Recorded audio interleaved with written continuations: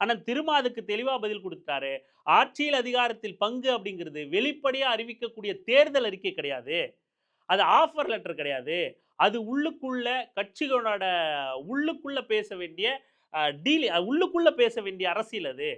உள்கட்சி அரசியல் அது. அது வெளிப்படையா பேச வேண்டிய ஆஃபர் லெட்டர் கிடையாது அது. அது வந்து தேர்தல் அறிக்கை கிடையாது அப்படின்னு பலவாறு வந்து பதில் அளிச்சாரு.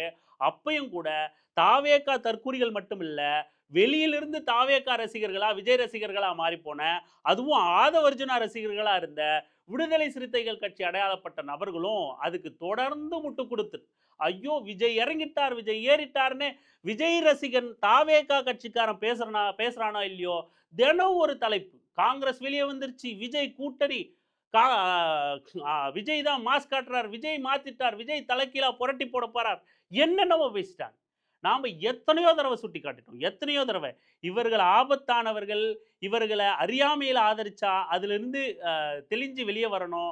தெரிஞ்சே ஆதரிக்கிறாங்க அப்படின்னா, இவர்கள் உள்நோக்கம் கொண்டவர்கள், இவர்கள் வந்து வேடதாரிகள், இவர்கள் சுயநலவாதிகள் அப்படின்னு பல தடவ நம்ப பேசிட்டோம்.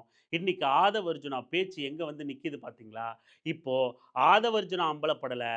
த விடு தமிழக வெற்றிக் கழகம் அம்பலப்படல. அவங்கள ஆதரிச்சு தினம் தலைப்பு வச்சுக்கிட்டு இருந்த விசிக அடையாளம் கொண்ட நபர்கள் வந்து இன்னைக்கு அம்பலப்பட்டு போய் அம்மணமா நிக்கிறாங்க.